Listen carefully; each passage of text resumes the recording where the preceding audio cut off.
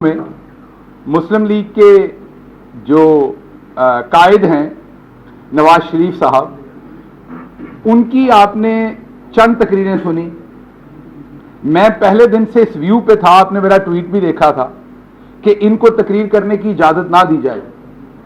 यकीन कीजिए मुझे कोई खदशा उनसे सियासी नहीं था, सियासी तौर पे हमें उनसे कोई मसला नहीं है। मुझे खदशा उनसे था कि वो जहां बैठकर जो बात करेंगे उससे जो पाकिस्तान को ज़र्ब लगेगी, हमें 8 या 10 दिन या 15 दिन में यह नजर नहीं आएगा। आज से महीने बाद, 10 महीने बाद, साल बाद इंटरनेशनल मीडिया उसे कैसे इस्तेमाल करेगा, इससे हमें पता चलेगा कि आज जो उन्होंने बातें की हैं उनका नुकसान क्या हो गया है। क्या हम में से किसी को यह डाउट है, किसी को इस कमरे में बैठे हुए या पाकिस्तान के तूलो अर्ज में, यार ये दरवाजा बंद रहने दें, आप ना खोलें, पाकिस्तान के तूलो अर्ज में किसी को कोई डाउट है कि इंडिया पाकिस्तान को तोड़ना चाहता है, इंडिया पाकिस्तान की फौज पे हमला करके 5th जनरेशन वॉर के थ्रू पाकिस्तान को तोड़ना चाहता है, और जब उनको पता है कि पाकिस्तान की फौज कमजोर होगी तो पाकिस्तान कमजोर होगा। आपने ये अपनी टेलीविजन स्क्रीन पर ये देख रखा है और सोशल मीडिया पे भी कि रिसेंटली चंद महीने पहले इंडिया के एक स्ट्रेटेजिक डिफेंस एक्सपर्ट ने यह कहा कि अगर पाकिस्तान को तोड़ना है तो वहां पर उनकी फौज के खिलाफ बगावत करा दो, फौज को डिस्क्रेडिट करो, पाकिस्तान टूट जाएगा। यह बात किसी हद तक दुरुस्त है कि हमारा मुल्क जिस तरह की जियोपॉलिटिकल सिचुएशन पे है, जो हमारा ज्योग्राफिया है, जिस तरह का हमारा अजली दुश्मन इंडिया 1947 से लेके आज के दिन तक पाकिस्तान को तोड़े बगैर उसे चैन नहीं आ रहा। 1971 में वो एक दफा हमें नुकसान पहुंचा चुका और उसका कन्फेशन ढाका के अंदर मोदी जो है वो कर चुके कि 1971 में इंडिया ने किस तरह से पाकिस्तान को 2 लाख किया। और अभी उनके डिफेंस स्ट्रेटेजिक एनालिस्ट जो हैं वो ये बात कह रहे हैं कि अगर पाकिस्तान को तोड़ना है तो पाकिस्तान की फौज को कंट्रोवर्शियल करो, और इसमें कोई शक नहीं कि हमारी फौज की वजह से हम महफूज हैं। हमारे मुल्क के खिलाफ दिन रात साजिशें की जाती हैं, कभी वो बलूचिस्तान के अंदर इंडिया साजिशें बुनता है, कभी वो कराची के अंदर बुनता है, कभी शिया सुन्नी फसादात कराने के लिए। अभी रिसेंटली हमारी जो बहादुर और समझदार इंटेलिजेंस एजेंसीज हैं उन्होंने रिसेंटली एक नेटवर्क क्रैकडाउन किया है जो शिया उल्मा और सुन्नी उल्मा की हलाकत करा के मुल्क में शिया सुन्नी फसादात इंडिया बर्पा करवाना चाहता था। यह किसको शक नहीं है कि इंडिया पाकिस्तान की फौज के ऊपर अटैक करना चाहता है, सरहदों पर भी और 5th जनरेशन वॉर के थ्रू यहां भी। यह है वो सवाल जो मैं आपके साथ आज लेके चलूंगा। अब मेरा अगला सवाल है कि हमें माजी देखना है। मियां मफरूर जो नवाज शरीफ साहब हैं, जिन्हें अदालतों ने इश्तिहारी, जिन्हें अदालतों ने एक एब्सकॉन्डर डिक्लेयर कर रखा है, और जिनके भाई ने, ये आपके सामने में रखता हूं, एक एफिडेविट दिया था, जिनके भाई एक एफिडेविट दे के यहां से निकले थे कि 4 हफ्ते में उनका इलाज हो जाएगा। ये वो एफिडेविट है। ये जो पंजाब स्पीड हैं, जिनकी स्पीड फेडरल में जाकर ठुस हो गई, जिनसे एक तकरीर भी मुनासिब नहीं होती, जिनकी भतीजी ने, उनकी बुनियादी तौर पर बहुत सारे लोग मरियम सफदर साहबा पे गिला करते हैं, मैं नहीं करता, क्योंकि शहबाज शरीफ हमेशा से he was a pathetic person in any way. लेकिन पंजाब के अवाम को आप लोग बहुत अच्छी तरह से जानते हैं कि डीजीपीआर को कैसे इस्तेमाल किया जाता था, इंफॉर्मेशन सिस्टम को कैसे इस्तेमाल किया जाता था उसकी इमेज बिल्डिंग करने के लिए। तो वो एक बिल्कुल पैथेटिक एडमिनिस्ट्रेटर था। और जैसे ही फेडरल में गया तो आपके सामने अगर असेंबली में हमारे 2 एमएनए शोर शुरू कर दें तो हमें पहले से पता है कि शहबाज शरीफ से तकरीर नहीं होती। ये मैं आपको अंदर की बात बता रहा हूं। जिस दिन उनको तकरीर ना करने देनी हो, 2 बंदे शोर करें, वो तकरीर नहीं कर सकते जम के। और यहां उनका वो आयरन मैन का एक पूरा इंप्रेशन था जो वहां झाग की तरह बैठ गया और मरियम सफदर को वक्त मिल गया, उन्होंने एक आहनी हाथ से उन्हें साइड पे रिमूव किया। तस्वीरें सोशल मीडिया पे मौजूद हैं। मरियम सफदर साहबा के करीब तरीन इंफॉर्मेशन की दो खवातीन जब अदालत में उन्होंने अपनी जमानत वापस ली, ये जो प्रोपेगेंडा और झूठ शरीफ फैमिली ने हमेशा की तरह किया कि जी उनकी जमानत हुकूमत ने खारिज करवा दी, उनको जेल में दे दिया क्योंकि वो एपीसी में गए थे। कोर्ट का फैसला पढ़ें, उन्होंने अपनी जमानत की दरखास्त वापस ली। ये कोर्ट का एक पेज का फैसला, उस पर 2 दफा लिखा हुआ है। उन्होंने जमानत की दरखास्त वापस ली और जिस पर उनकी जमानत कैंसिल हो गई। अब आप सोच रहे होंगे वापस क्यों ली? वापस इसलिए नहीं ली कि इसका कोई पॉलिटिकल फायदा होगा, क्योंकि ये मक्कार हैं। आप कोई और ग्राउंड बना के लाहौर हाई कोर्ट से ही दोबारा जमानत अप्लाई करने जाएंगे, क्योंकि इन्हें शायद लगता है कि सुप्रीम कोर्ट में शायद इन्हें रिलीफ ना मिले, जो इन्हें शायद लगता है कि लाहौर हाई कोर्ट से इन्हें मिले। लेकिन मेरे ख्याल में फैसला तो हर जगह मेरिट पर होना है, आप जहां से भी करें। लेकिन बहरहाल वापस आता हूं मैं मुद्दे पे कि आज इनकी ये जो साजिशी जमात बन गई है, जिसमें इनके बहुत सारे लोग जो हैं जिन्होंने माल पानी छोटा मोटा खाया है, छोटी मोटी चोरी की है, लेकिन वो मुल्क दुश्मन नहीं है। वो अपनी फौज के खिलाफ, अपने इदारों के खिलाफ, अपने वो छोटी मोटी उनको को फाइन हो जाएगा, कोई 2 साल की सजा हो जाएगी, 4 की हो जाएगी। कुछ ऐसे भी हैं जिन्होंने नहीं खाया, लेकिन वो पाकिस्तान मुखालिफ बयानियां, अपनी अफवाज के खिलाफ बयानियां का हिस्सा वो नहीं बनना चाहते। उनके लिए बड़ा मसला है कि हम अपनी पार्टी को, अपने वोटर को किस तरीके से डिफेंड करें। ज्यादा मसले में नवाज शरीफ साहब ने उनको डाल दिया है। उसके साथ साथ हमने यह भी देखना है कि नवाज शरीफ ऐसा करते क्यों हैं। सवाल यह है कि नवाज शरीफ का फौज से मसला ही क्यों बनता है हमेशा। आप देख लीजिए, पहले 1993 में भी इनका फौज से मसला बना, उसके बाद उससे पहले गुलाम इसाक खान साहब से मसला बना, फिर फौज से बना, फिर 99 में परवेज मुशर्रफ साहब से बना, फिर राहील शरीफ साहब से बना, अब इनको बाजवा साहब से भी मसला है। तो फौज के साथ इनका मसला यह है कि ये अमीरुल मोमिनीन बनना चाहते हैं, पूरा कंट्रोल। किस लिए? ताकि मैं करप्शन करूं और को पकड़ ना सके। ब्यूरोक्रेसी को तो फ्लैट कर लिया, अपने बंदे नीचे से पौधे लगा के ऊपर तक ले आए। पिछले टाइम में इन्होंने बहुत सारा अपना काम जुडिशरी पे भी किया, वहां पर भी इन्होंने वकला और बहुत सारा अपना असर रसूख बनाया। उसके साथ साथ तमाम नैब के अकाउंटेबिलिटी के इदारे हों तो हैंडपिक लोग लगाए वहां पर भी, आज भी इनके लगे हुए लोग हैं वहां पर बहुत सारे। एक इदारा है जो जब ये चोरी करते हैं या मुल्क दुश्मनी करते हैं तो वो सामने बैठ के सवाल पूछता है। वो जो आपका टोबा टेक सिंह का, चागी का, कामोकी का, साहिवाल का, कई शिकारपुर का, बन्नू का, कश्मीर का, किसी आम मिडिल क्लास का लड़का होता है जो कमीशन लेता है और फिर बैजेस लगा के अपने कंधों पे जर्नल बन के सामने बैठा होता है। वो आपसे सवाल पूछता है कि आप धंधा करें, कारोबार करें, लेकिन आप ये पाकिस्तान के दुश्मनों के साथ किस तरह का कारोबार कर रहे हैं। जब ये सवाल होता है तो फिर तकलीफ होती है फौज के साथ।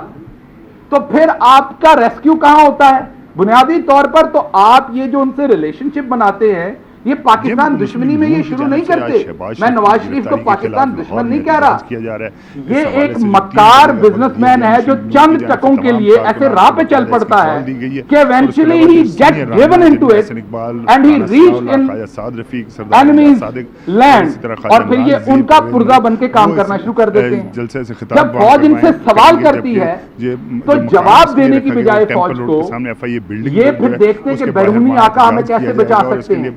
एस्टैब्लिशमेंट में चंद बैरूनी एस्टैब्लिशमेंट जो है इंटरनेशनल, वहां पर चंद नारे बड़े मशहूर हैं, वुमेन राइट्स, जिसमें तमाम फ्रीडम ऑफ स्पीच लगाई गई थी कि अपने हल्के fight for democracy, human rights. असल में भले आप वुमेन राइट्स की जगह पर औरतों के हामला औरतों के मुंह के अंदर गोलियां मारें, लेकिन नारा वुमेन राइट्स का लगाएं बाहर जाके। आप बेशक हर सहाफी को उठा के उनको कुट चढ़ाएं जब आपकी हुकूमत हो, वो भले नजम सेठी हो, भले और सहाफी हो जो आज इनके करीब हैं, भले जियो ग्रुप हो जिसको आप बंद करें, तमाम उनके ऊपर उनके अखबारात के पेपर बंद कर दें, उनके टेलीविजन बंद कर दें, लेकिन जब आप अपोजिशन में आए तो फ्रीडम ऑफ स्पीच करें। तो ये आप आर्मी के खिलाफ ये काम करते क्यों हैं? मैं आपको चंद शाखसाने दिखाता हूं जिससे आपको नजर आएगा कि ये मामला होता है। सवाल कर जियो को बंद किया, प्रेस कॉन्फ्रेंस कर लेने दें, आपकी बारी आएगी, आपकी बारी आएगी, प्रेस कॉन्फ्रेंस कर लेने दें, आपकी बारी आएगी। मैं जियो को क्लोजली डील करता हूं, ना छेड़े मुझे। अच्छा, फिर आपने कहना आपने ज्यादती कर दी। अभी मुझे पूरी करनी, पूरी प्रेस कॉन्फ्रेंस। मैंने तो भाई को पहले कहा था कि आज आए हैं आप, मुझे एजेंडा नजर आ रहा है, लेकिन आप एजेंडे की इतनी तेजी तो ना करें, प्रेस कॉन्फ्रेंस तो कर लेने। आप भाई हैं मेरे, जिक्र मैंने और भी बड़े करने हैं, वो भी आपको बुरे लग रहे हैं, लेकिन सुन ले। ये जो जिक्र अगला करने लगा हूं, ये भी आपको बुरा लगना, सुन ले मेरे भाई, सारे मौजूद लोग बैठे, सुन। अच्छा, आप भाई हैं, सुन ले। अच्छा जी, आपकी खिदमत में अर्ज करता हूं कि जिंदाल साहब एक बिजनेसमैन हैं जो पाकिस्तान बहुत दफा आए और आकर बगैर वीजे के प्राइम मिनिस्टर नवाज शरीफ को मरी में जाकर मिले। हम सियासत में नॉर्मली बिजनेसमैनों को इन्वॉल्व नहीं करते। आज मैं पाकिस्तान के बिजनेसमैन को सियासत में इन्वॉल्व करना चाहता हूं। आज मैं पाकिस्तान के बिजनेसमैन से यह पूछना चाहता हूं, क्या आप में से कभी कोई इंडिया जाकर बगैर वीजे के इंडियन प्राइम मिनिस्टर से मिला है? क्या आप में से कभी कोई इंडियन प्राइम मिनिस्टर से मिल सकता है इस तरीके से कि आप उतरे और आपको सीधा उनके जो कोई भी हिल या किसी भी स्टेशन पे वो छुट्टियां मना रहे हो? क्या पाकिस्तान का एक बिजनेसमैन मुझे यह बता सकता है कि इन 73 सालों में उसको ये एक्सेस मिली है इंडिया में? यह वो तस्वीर है जो हमारा मुंह चढ़ाती है। नवाज शरीफ साहब ने जब कश्मीर में हुर्रियत के लीडरों से मिलने से इनकार किया और इस टब्बर से मिला, यह कौन सा टब्बर है यह मैं आपको दिखाता हूं। अगर यह सिर्फ बिजनेसमैन हो तो आप तब भी हजम कर लें। अगर यह टब्बर सिर्फ बिजनेसमैन हो तो मैं फिर भी इस बात को डाइजेस्ट कर लूं, लेकिन यह टब्बर इंडियन एस्टेब्लिशमेंट के लिए किस तरह से काम करता है वो मैं आपको दिखाता हूं।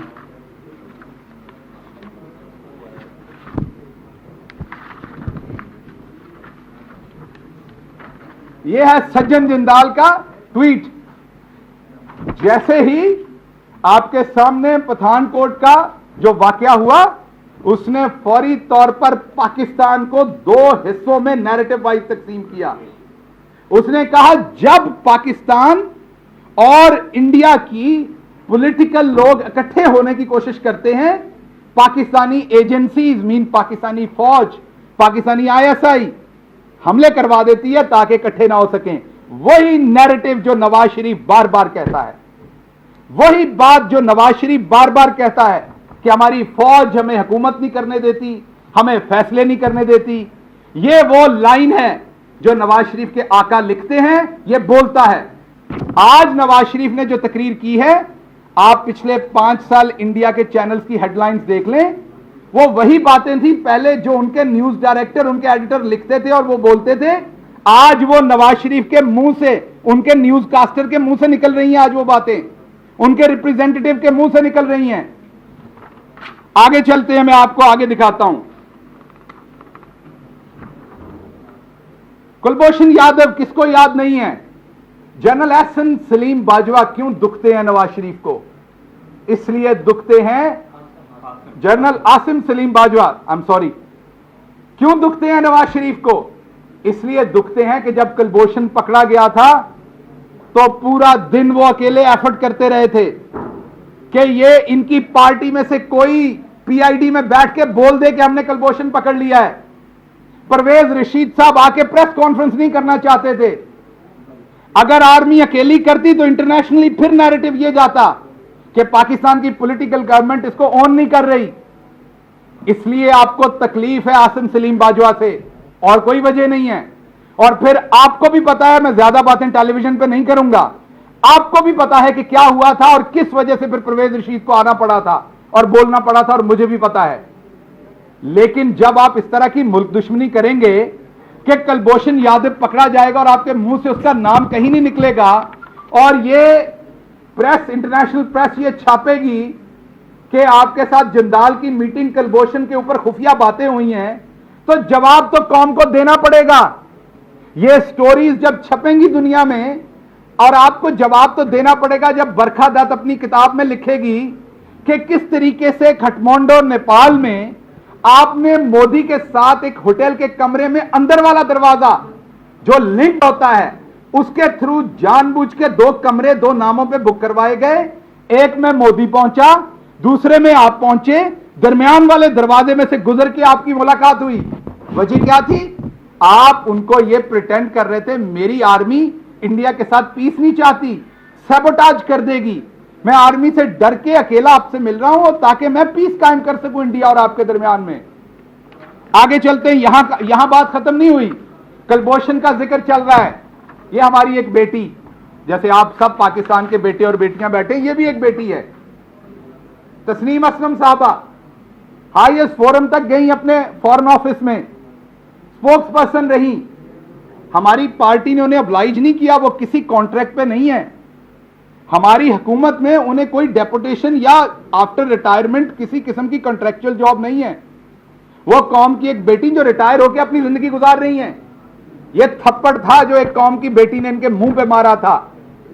इनकी वो गद्दारी जो चंद टकों के लिए टब्बर करता है, ये वो बयान दिया था कि नवाज शरीफ ने क्लियरली मना किया था हमें। ये उन्होंने बयान दिया था, किसी किस्म का भारत के खिलाफ बयान देने से मना किया था।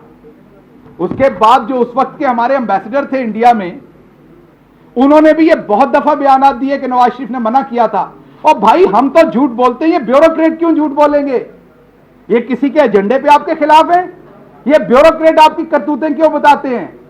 ये ब्यूरोक्रेट क्यों बताते हैं कि आप इनको किस तरीके से हरास करके इंडिया के खिलाफ बयान देने या इंडिया के खिलाफ स्टांस लेने से रोकते थे? ये आपकी आजकल की जाली मादरे मिल्लत, जो एक मुजरमा है मरियम सफदर साहबा, जो चीख चीख के बोलती हैं, ये साड़ियों के तोहफे यही रिसीव करती थी इसी मोदी से, जिसने ढाका में जाके कहा कि हां हमने पाकिस्तान को 2 लाख किया। ये वही मोदी जिसने जीना हराम कर दिया मुसलमानों का इंडिया के अंदर। ये वही मोदी जिसने मुसलमानों का कत्लेआम किया गुजरात में। आपको कई दफा डिप्लोमेसी में कुछ चीजें करनी पड़ती हैं, मैं अग्री करता हूं, लेकिन आप उनको अपने माथे का झूमर नहीं बनाते। अगर कोई मजबूरी के कंगन पहनने पड़ते हैं तो उन्हें यहां नहीं सजाते, उन पर शर्म करते हैं। लेकिन आपके टब्बर को तो टके चाहिए थे, आपका शर्म से क्या लेना देना? यह है मोदी साहब का ट्वीट कि I am personally touched by Nawaz Sharif साहब gesture of welcoming me at Lahore airport and coming to the airport when I left. क्या करना चाहता था मोदी?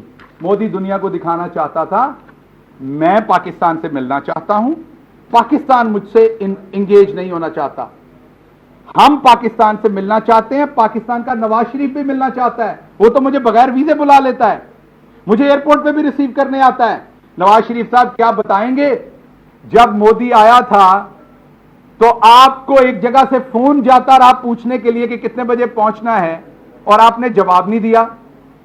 क्या आपको पता है इस बात का कि आप कौम को जवाब देंगे कि आपने अपने दिफाई अदारों के किसी ऑफिसर को एक्सेस नहीं दी उन मीटिंग्स में?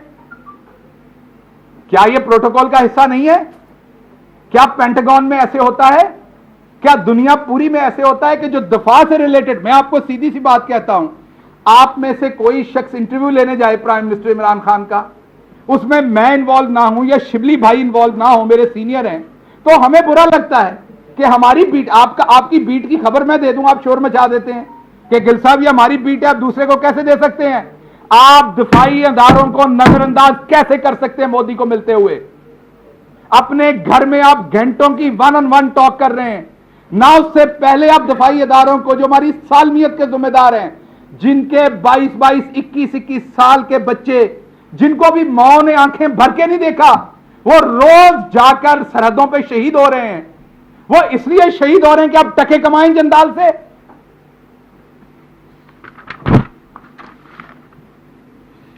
ये है वो पग। शायद आप में से कुछ लोग देहात के ना हो, शायद आप लोग कुछ देहात के ना हो तो उन्हें ना पता हो पग क्या होती है। नवाज शरीफ अमृतसर से, इसे पता है पग क्या होती है। पग आप अपने सर पे अपनी बेटी की शादी पे उसकी पहनते हैं जो सबसे गैरतमंद और आपके साथ कटने मरने को तैयार होता है, जिसकी आपकी और जिसकी इज्जत सांझी होती है। वो चौधरी आपको पग भेजता है तो आप उसकी पग पहनते हैं। ये चौधरियों का खासा, और नवाज शरीफ ने यह पैगाम भेजा था। ये मोदी दी भेजी हुई पग जो ये गद्दार पाएगा सिर ते यह पैगाम देगा कि मेरी तेरी इज्जत वंडी हुई है, मैं तेरी इज्जत ली मरांगा तो तू मेरी इज्जत ली मरेगा। आज आप हमें बताते हैं कि हमारे दिफाई इदारे ठीक नहीं है, और पैगाम आप ये लाल रंग की पगें पहन के ये देते थे।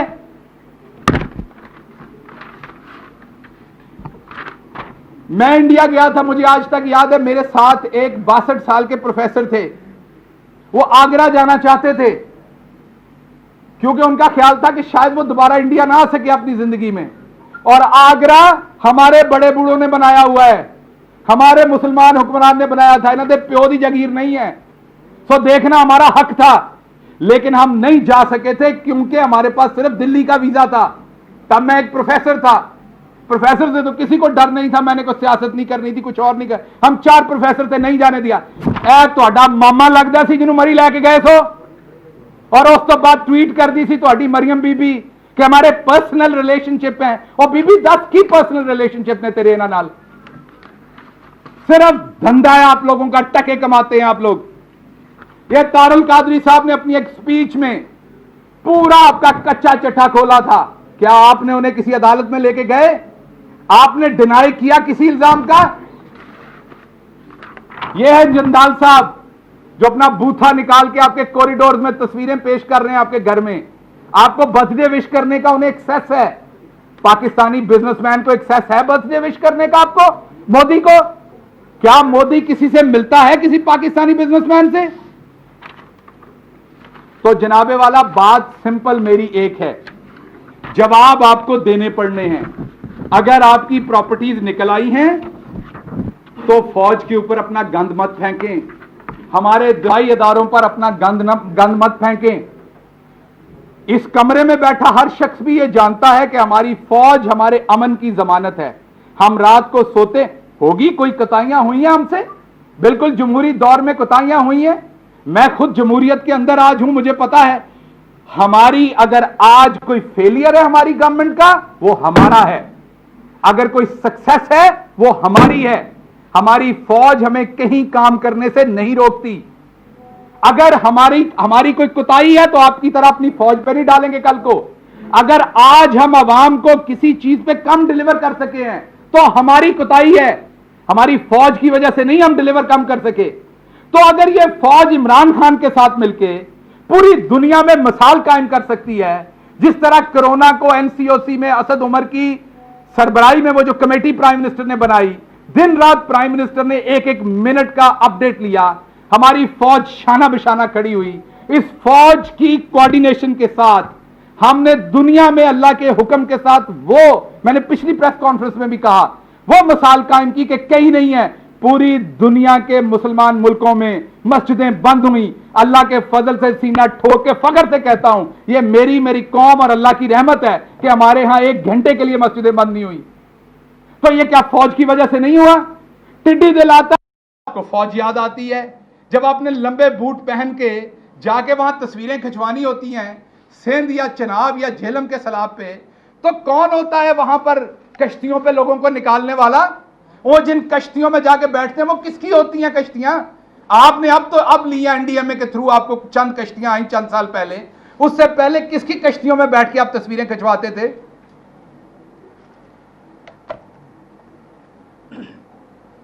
बात बड़ी सिंपल है, आप एक गंदे इंसान हैं, आप शुरू से झूठ बोलते हैं।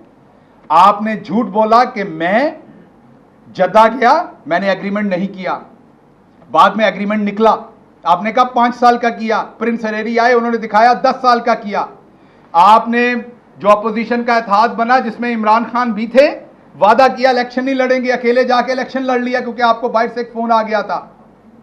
आप सबकी पीठ में छुरा घोंपते हैं, लेकिन एक चीज आप लोगों को आती है, आप लोगों को असल में एक काम करना चाहिए था। यकीन कीजिए, इससे पैसा भी ज्यादा कमा लेते। आपको एक्टिंग करनी चाहिए थी, आप इससे पैसा ज्यादा कमाते। मैं आप सबके सामने एक बात कन्फेस करता हूं, और खुदा की कसम ये स्टेटमेंट देने के लिए नहीं कर रहा। 2008 में जब नवाज शरीफ ने आके झूठ बोला था, मुझे भी लगा था ये सच बोल रहा है। ये हालांकि मैं उसे पसंद नहीं करता, लेकिन मैं अल्लाह को हाजिर नाजिर जान के आपके सामने कह रहा हूं, मुझे भी लगा था ये सच बोल रहा है, अब ये मोमिन हो गया, अब ये बेहतर हो जाएगा। लेकिन वही करतूतें सारी की। आज जो Nawaz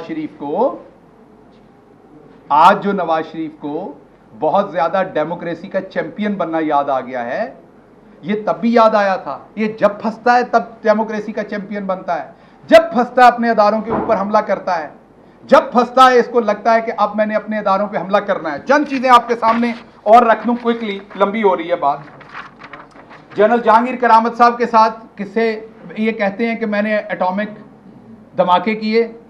doctor Abdul Qadeer Khan on record हैं कि क्या हुआ था, कैसे हुआ था, मैं रिपीट नहीं करूंगा। जावेद चौधरी के साथ उनका इंटरव्यू सुन लीजिए कि कितनी मुश्किल से इनसे धमाके करवाए थे। धमाके करने के चंद दिन बाद जनरल जहांगीर करामत से इन्होंने रिजाइन ले लिया। अक्टूबर 1999 में इंदर कुमार गुजराल ने बताया कि इन्होंने उन्हें कौन सी लिस्टें दी। 1999 में 2 इंडियन एयरक्राफ्ट्स ने पाकिस्तानी हदूद में हमारे नेवी के 16 जवानों को शहीद किया। ये मम रहा, शश रहा, चुप रहा, नहीं बोला। ये 12 अक्टूबर को पाकिस्तान के आर्मी चीफ अच्छे थे, बुरे थे, मुशर्रफ साहब से मसले थे, क्या थे, ठीक कर रहे थे, गलत कर रहे थे। हमारा मर्द या औरत, हमारा पाकिस्तानी अच्छा होगा, बुरा होगा, सजाए मौत भी देनी होगी, अपनी सरजमीन पे देंगे। कोई जुर्म भी होगा अपनी सरजमीन पे। ये उनको बताते हैं कि नवाब शाह जहाज ना उतारे, इंडिया से रिफ्यूलिंग कर लें। पाकिस्तान के सिटिंग आर्मी चीफ को वहां पे बेचते हैं। और बुज़दिल आप इतने हो कि यहां पे करो ना उन्हें। अगर आपने सैक करना है, रिमूव करना है, यहां करो। वोट किस लिए लिया था? आज तो बड़े लीडर बनते हैं आप, और आप ये कहते हैं कि मेरे से रिजाइन मांगा गया था। देखिए, आपको जब जब गुस्सा आता है, डॉन लीग्स पे आपको गुस्सा आया, आपने परवेज रशीद को फारिग कर दिया। फिर आपको गुस्सा आया, आपने किसी और को फारिग कर दिया। हुकूमत में आपको गुस्सा आता है, अपने लोगों को फारिग करते हैं। अपोजिशन में गुस्सा आता है तो आप पब्लिक को कहते हैं कि फौज के खिलाफ खड़े हो जाएं। आप मुझे ये बताइए, अपने बच्चों को क्यों नहीं लाते? खुद क्यों नहीं आप तशरीफ लाते? बहरहाल ये लंबी, इनकी करतूतें लंबी हैं। अब वक्त ज्यादा हो जाना है, इसलिए मैं इतनी लंबी बातों में नहीं जाता। आखिरी बात सिर्फ मैं ये करूंगा कि आप भले जंदाल को मरी लेके गए, आपकी तस्वीरें मैंने दिखाई, आपका इंडिया से क्या रिलेशनशिप है, रखें। आपने टके कमाने थे, बिल्कुल रखिए। आप सऊदी अरब में भी जरूर बताइए कि आपके खिलाफ क्या कार्रवाई शुरू हुई थी, उसका भी जवाब दें। जब आपने इजराइल के साथ को बिजनेस डील की थी, वहां वो क्या कार्रवाई थी आपकी फैमिली के खिलाफ। आपने सिर्फ एक बात का जवाब देना है जो हम आपसे मांग रहे हैं, सिर्फ एक बात का जवाब।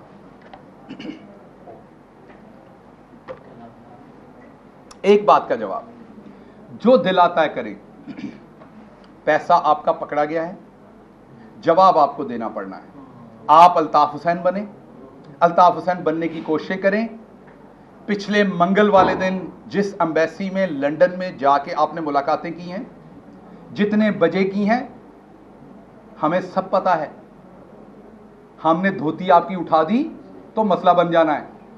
ना करें, पाकिस्तान को इस तरह बेइज्जत ना करें।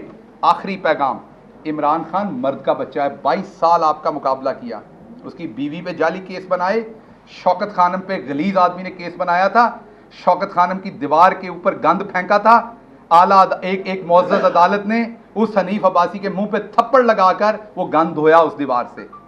आपने बड़ा कुछ किया इमरान खान के साथ। आज आपको इमरान खान के नुमाइंदे के तौर पर एक पैगाम देना चाहता हूं। इमरान खान मर्द का बच्चा खड़ा है, आपका मुकाबला करेगा। अगर आप मर्द के बच्चे हैं तो हमसे मुकाबला करें, हमसे सीधा हम में बजे आके। हमारी अफवाज पे हमले ना करें, हम खड़े हैं ना आपके सामने।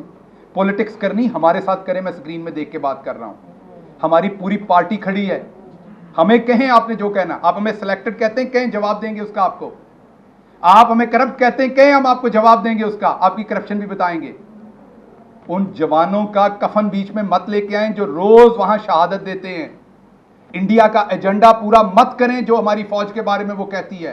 पूरी वेस्ट में मैं अमेरिका में पढ़ाता था, इंडिया दिन रात ये एफर्ट करता है वेस्ट में ये पेंट करने के लिए अमेरिका की हर यूनिवर्सिटी में वो ये माइंडसेट प्रवेल करने की कोशिश करते हैं, वहां पे जाके लोगों को ब्रेन वॉश करने की, कि पाकिस्तान की जो आर्मी है वो किसी के नीचे नहीं है। हमें तो आर्मी से कहीं मसला हमारे प्राइम मिनिस्टर को नजर नहीं आता। हमें तो लगता है, मैं तो खुदा की कसम खा के कहता हूं, मुझे तो ऐसे लगता है कि मेरा ही एक और डिपार्टमेंट है मेरी हुकूमत का, जहां हमें हेल्प होती है वहां वो हमारे साथ खड़े होते हैं। मुझे तो लगता है हम सब प्राइम मिनिस्टर, जो भी मुल्क का प्राइम मिनिस्टर होता है, जो भी हेड ऑफ स्टेट होता है, सारे इदारे उसके बच्चों की तरह होते हैं, सारे उसका हुक्म मानते हैं और अपने मुल्क के लिए आगे चलते हैं। अगर हम अपनी फौज के साथ मिलकर काम कर सकते हैं, अगर हम मिलके पाकिस्तान की कौम की खिदमत भी कर सकते हैं, और कोविड जैसी भले बात हो, सैलाब के इश्यूज हो, भले टिड्डी दिल हो, ये तमाम चीजें हम लोग इकट्ठे कर सकते हैं, तो आपको क्या मौत पड़ी थी? टके कहीं और से कमा लेते। तो बुनियादी तौर पे आपको वाज़ेह मैसेज इस प्रेस कॉन्फ्रेंस में देना चाहता हूं कि सियासत करें, गंद मत करें, वहां से बैठ के सियासी बयान दें, क्योंकि आप जब बयान देते हैं बड़े सारे लोगों को मसला होता है। हमारे बड़े सारे उन दोस्तों को मसला होता है जो 6 से रात 10 बजे तक, 12 बजे तक कहते थे कि आपने सुबह मर जाना है अगर ना जाने दिया, वो भी अंदर शर्मिंदगी महसूस करते हैं। जब हमने कहा इनसे 7 अरब रुपए का बॉन्ड ले, हमारी बात नहीं मानी गई। क्यों? क्योंकि बहुत सारे लोग आपके धोखे में आ गए थे दोबारा, उनको लगा था आप सच बोल रहे हैं। मैं आज कौम को एक बात बताता हूं कि नवाज शरीफ साहब को अल्लाह ने तौफीक नहीं दी सच बोलने की। वो एक ही सूरत सच बोल सकते हैं, अगर वो कुछ ना बोलें तो वो जब बोलेंगे झूठ बोलेंगे। अच्छा गिल साहब ये फरमाएं, बहुत शुक्रिया। गिल साहब ये फरमाइएगा कि आपने अभी शहबाज शरीफ साहब का एफिडेविट जो है वो यहाँ पे दिखाया, शायद वो आपने उसमें गौर से नहीं पढ़ा था क्योंकि आपको जल्दी जो डील या आना हो रहा था, मियां साहब को आज ड्यूटी जो आना चाह रहे थे लंदन, उसमें तो वाज़ेह तौर पे लिखा है कि or when doctor declared healthy. जी बिल्कुल, लिमिटेड लाइन है, बिल्कुल इसमें कोई बाउंड्री है कि उसको तो आपने गौर से नहीं पढ़ा। वो एफिडेविट हमारे सामने पेश नहीं हुआ था, आपने शायद गौर से उस एफिडेविट का एड्रेस सरनामा नहीं पढ़ा। वो दिखाया तो इसलिए कि ये देखे गए, वो अदालत आलिया में दिया गया, जहां पे आपके भी पर जलते हैं, मेरे भी जलते हैं, तो मेरे से उस पे फ्लाइट करवाएं जहां पे मेरे पर नहीं जलते। तो वो अदालत ने फैसला करना था। लेकिन हाथ जोड़ के पूरे अदब के साथ मैं ये कहूंगा कि इन चोरों से आपको 7 अरब लेना चाहिए था। काश आप हमारी बात मान जाते। बताइएगा कि 99 पर भी यही सेम इल्जाम नवाज शरीफ पर आए हुए कि उस वक्त की आर्मी चीफ को उसने सैक किया और यही सारी बातें दोहराई कि गद्दारी, हिंदुस्तान से ताल्लुका, ये वो, लेकिन 2013 में मुकम्मल गार्ड ऑफ ऑनर देकर उसे इन किया गया। इस मरतबा फिर नवाज शरीफ बाहर बैठ के जो बात की, DGISI के हवाले से उन्होंने बात की, बहुत खतरनाक बात है। क्रूज मिसाइल ये जो इस्तीफा मांगने वाली बात थी जो उन्होंने अपने हवाले से की कि मुझसे इस्तीफा मांगा उस वक्त सिटिंग DGISI। इस वक्त ये दोबारा फिर ये ब्लेम गेम, हिंदुस्तान गद्दारी, ब्लेम गेम ही होगी कि हुकूमत कोई कंक्रीट एफर्ट करेगी मुस्तकिल तौर पे ये वाला चैप्टर हमेशा के लिए क्लोज करने का? बिल्कुल, आपने बहुत अच्छा सवाल किया। देखिए, अगर आप मेरे खिलाफ गद्दारी की बातें करें, आपके खिलाफ मैं करूं, कोई और करे, नामुनासिब बात होती किसी को गद्दार कहना, किसी के मजहब पे बात करना। लेकिन अगर मैं खुद करूं फिर आप क्या करेंगे?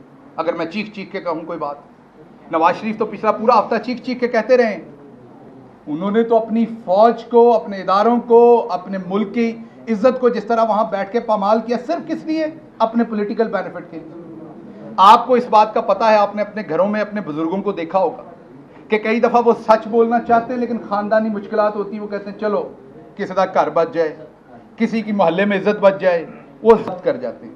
नवाज शरीफ अगर बड़ेपन का मुजाहरा करते, खुद तो बाहर चले गए भाई, इनके ने खुद वापस लेके जमानत अंदर गए, हमने तो नहीं कैंसिल कराई, यही अदालतें जिन्हें जहां से इन्हें रिलीफ मिलता है, तो ये जब्त कर जाते।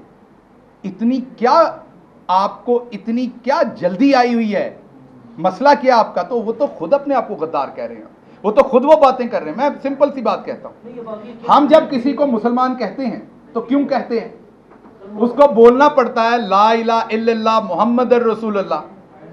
अगर मैं ये ना पढ़ूं तो मैं मुसलमान नहीं हूं, मुझे पढ़ना पड़ेगा ना। अल्फाज की कीमत होती है, अल्फाज की हैसियत होती है। ये ना कहे वो अल्फाज, ना कहते तो शकूक शुबहात होते। मैं ये इल्जाम लगाता, ये दिखाता, आप 60% मानते, 40% ना मानते। अब तो ये सारी बातें इकट्ठी होकर जब सामने आ रही हैं, इनके अल्फाज भी आ रहे हैं, तो बड़ी क्लियर बात है कि हमें ये सोचना पड़ेगा। मैंने आज जो प्रेस कॉन्फ्रेंस की, बहुत ज्यादा पॉलिटिकल इनके ऊपर मैंने अटैक नहीं किया कि राणा सनाउल्लाह साहब ने क्या किया, मैंने को मनी लॉन्ड्रिंग की बातें नहीं की। मैंने वो बात की जो मुझे एज अ पाकिस्तानी तकलीफ हुई है। और यकीन करें, मैं दोबारा, आप सबको पता है पंजाब में मेरा आपके साथ साथ रहा है, इनके 8 लोगों ने मुझे फोन करके कहा है कि हम आपकी पार्टी में तो नहीं आ सकते, हम आईनी तौर पर वहां से हमने इलेक्शन लड़ा हुआ है, लेकिन हमें यह भी समझ नहीं आती कि हम हल्के में कैसे जाएं जो बातें इन्होंने कर दी हैं। तो कम से कम ये अपनी पार्टी के लोगों पर, अपने वोटर पर ही रहम करते। अच्छा जी सर। मुश्किल पर के जवाब में दीजिएगा, पाकिस्तानी बन के जवाब दीजिएगा। जब इमरान खान के पास इक़्तिदार नहीं था तो यही इमरान खान इंडिया के चैनल में बैठकर अफवाज पाकिस्तान के खिलाफ बातें किया करता था कि फौज की मुदाखलत के बगैर कोई इक़्तिदार में नहीं आता। आज इक़्तिदार इमरान खान के पास है, नवाज शरीफ बाहर बैठकर वही बातें फौज के खिलाफ कर रहे हैं। क्या गारंटी है कि कल को इमरान खान को इक़्तिदार से हटा दिया जाएगा और फौज के खिलाफ ये यहाँ पर 2 चीजें बड़ी इंपॉर्टेंट है। आपने जो बात की, इमरान खान के ये वाले काम नहीं है कहीं भी जो आपके सामने है, पहली बात। दूसरी बात जी, नहीं वो तो सबके साथ मुलाकात करते हैं, ओपन करते हैं, छुपके तो नहीं करते, वीजे के बगैर तो नहीं करते। हाँ, नहीं तो बिल्कुल की है। वो तो गए थे, विजिट करने गए थे तो मिले थे, पूरा वक्त गया था यहां से। सो बात यह है कि प्राइम मिनिस्टर ने कभी अपनी आर्मी के खिलाफ या आर्मी के बारे में कोई भी डिफेंस रिलेटेड हमारी बात, मैंने क्रूज मिसाइल बनाया था, हमने रिवर्स इंजीनियरिंग की थी, ओ भाई को शर्म करो। कल को हो सकता है हम किसी और मुल्क को हमने उसकी डील करनी हो, बेचना हो, हमारे पे कॉपीराइट्स आ जाएंगे, आपने तो हमारी रिवर्स इंजीनियरिंग की हुई है। आप पागल हो गए हैं? आप मुल्क की सारे राज जो है वो मीडिया पे जाके दे रहे हैं। अगर प्राइम मिनिस्टर ने ये कहा, मेरे प्राइम मिनिस्टर ने ये कहा कि माजी में फौज ये करती रही है, मैं भी कह रहा हूं माजी में फौज का रोल रहा है, हर मुल्क में होता है, कहीं एक्सेस हो जाता है। हम अपने घर में बैठ के बात करेंगे अगर कोई है, क्या आज है? क्या हम कहते, हमने तो नहीं कहा 2013 का इलेक्शन फौज ने इनको जिताया था, हम तो नहीं कह रहे, हमने ये तो नहीं कहा फौज मिली हुई थी, इन्होंने धांधली की थी, ये यहाँ ब्यूरोक्रेसी के साथ मिलकर। इमरान खान की स्टेटमेंट है, जनरल क्यानी और ब्रिगेडियर डॉक्टर ताहिर कादरी के इंडिविजुअल हो सकता है, इंडिविजुअल हो सकता है, इंडिविजुअल किसी पे बात हो सकती है, ये इंस्टीट्यूशन पे बात करते हैं। अगला सवाल जी। अच्छा ये बताइएगा शहबाज साहब कि 126 दिन का धरना दिया गया था तान साहब की तरफ से, अब ऑपोजिशन जो है वो लॉन्ग मार्च भी करने जा रही है, जल्द से जुलूस भी करने जा रही है, तो क्या उनको मुकम्मल आज़ादी होगी या पकड़ दकड़ होगी?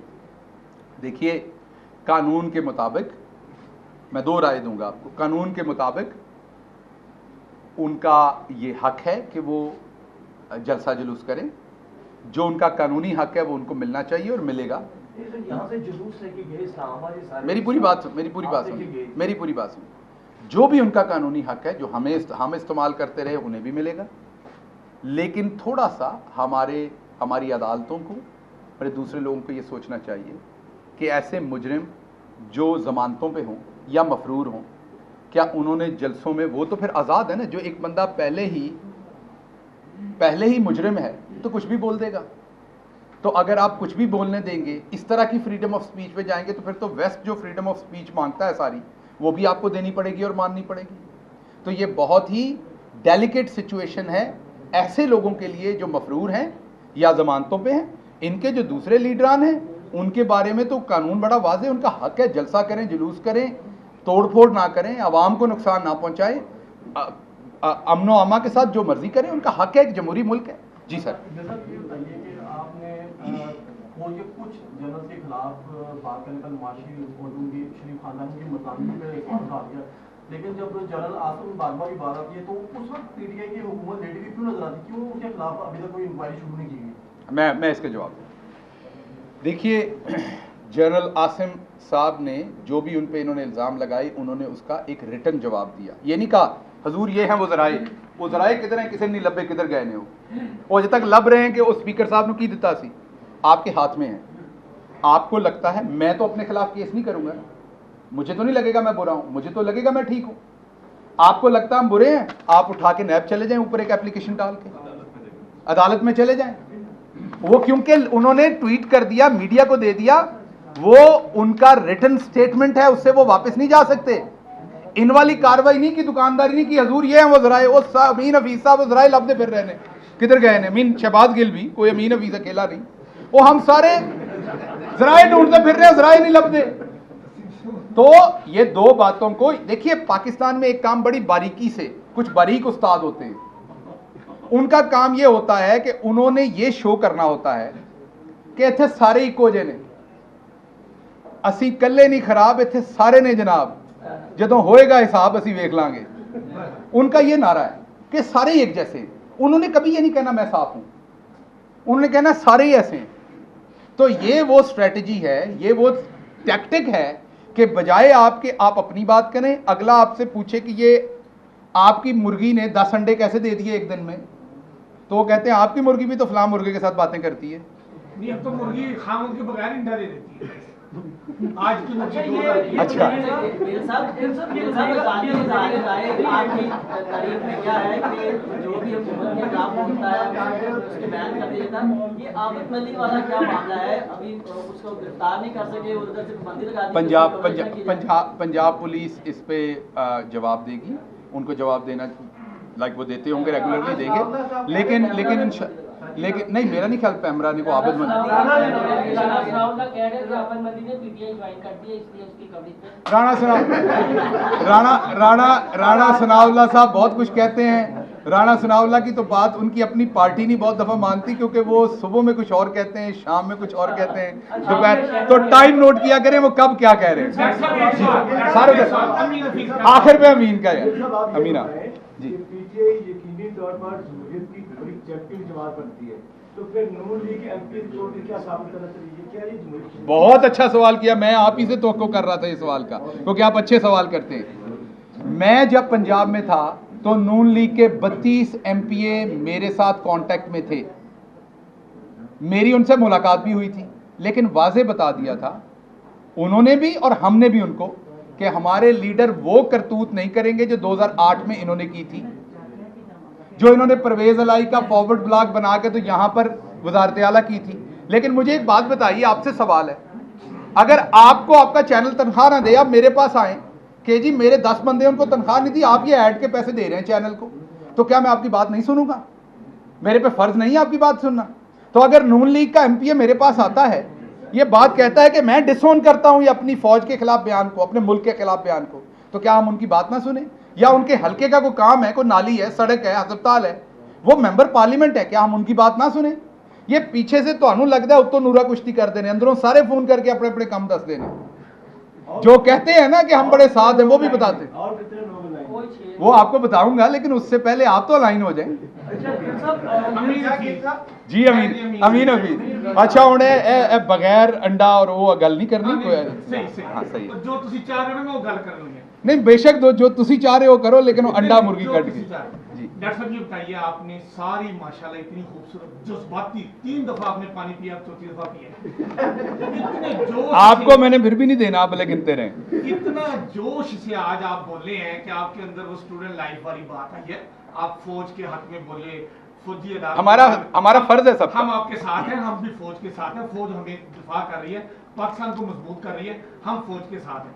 सवाल ये है, आपने नवाज शरीफ साहब की लंदन बैठी हुई तकरीरों को रोकने के लिए पैमरा के थ्रू एक लेटर दे दिया जुबान बंदी का, ये तो आप कर सकते थे, हो गया।